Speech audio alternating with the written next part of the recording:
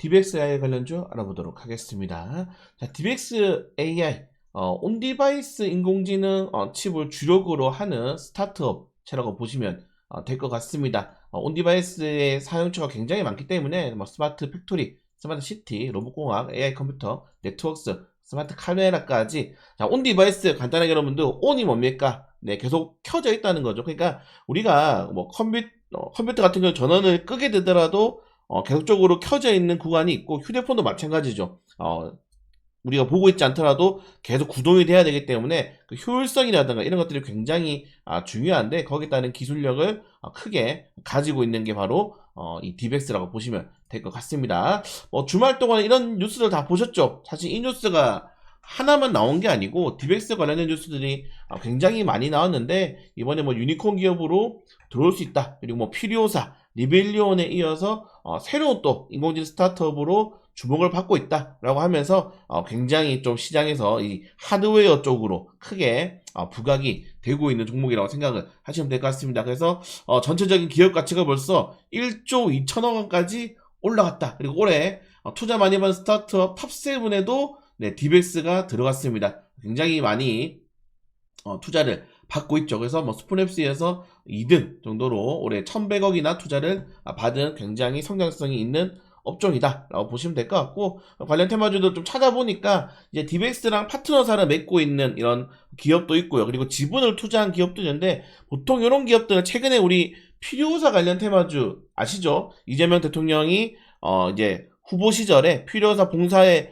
방문하게 되면서 관련 테마주들이 보통 거의 최소 2배, 거의 3배 이상 올라갔는데, 지분을 가지고 있는 기업들이 가장 큰 수혜주가 될 수 있다라고 보시면 될 것 같습니다. 우선 가온티스 같은 경우에는 DBX와 계약을 일단 한 차례 맺은 그런 이 파트너사로 보시면 될 것 같고, 대장주는 캡스톤 파트너사가 되지 않을까. 제가 알아봤는데 투자 금액이 좀 작아요.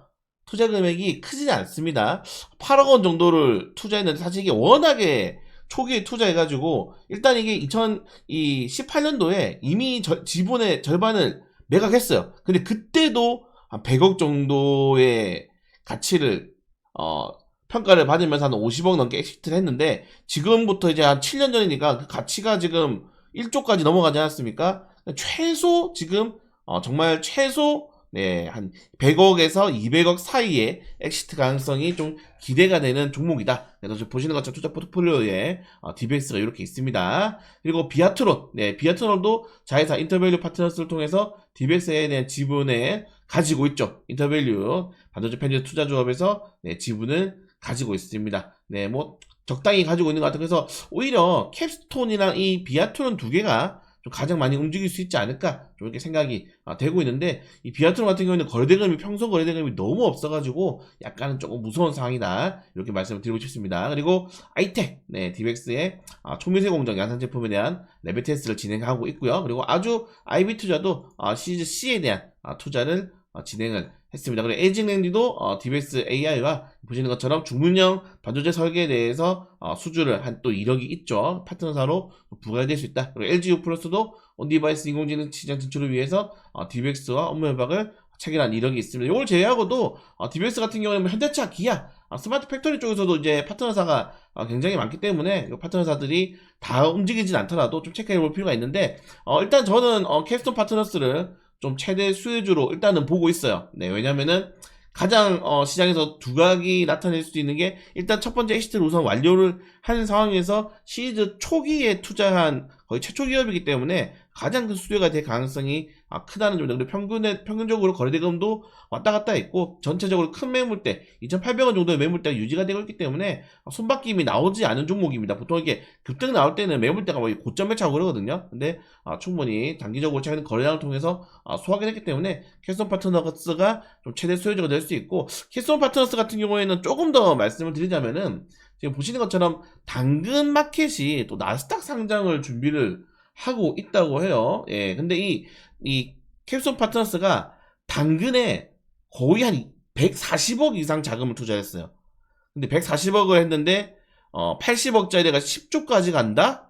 이러면 정말 대박이 나는 거죠. 사실 이 캡스톤 파트너스가 올해 1분기는 그렇게 실적이 좋지 않았거든요. 네, 실적이 그렇게 좋지 않아가지고, 전년 대비해가지고 굉장히 마이너스 크게 기록했는데, 원래, 근데 벤처 업종들이 이제 엑시트를 하느냐, 마느냐에 따라서 좀, 의견이 갈리기도 하지만은, 그 실적이 갈리기도 하지만은, 충분히 이번 뭐 당근마켓이라든가, 그리고 아까 말씀드린 것처럼, 이런, 디벡스 AI에 대한 모멘텀이 충분히 좀 살아있다면은, 바닥 구간이기 때문에 오히려, 좀 공략을 해볼 수 있지 않을까. 자, 그리고 매물대도 보시면은, 3,700원대 매물대가, 좀 오히려, 예, 손바뀜이 나올 줄 알고 재료가 소멸되나 했는데 오히려 네, 한 번 더 슈팅 나오면서 물량을 소화를 했습니다. 지금 네, 물량이 지금 다 빠져 있는 상태죠. 소화를 했기 때문에 충분히 2,800원대 매물대는 빠지지도 않았다.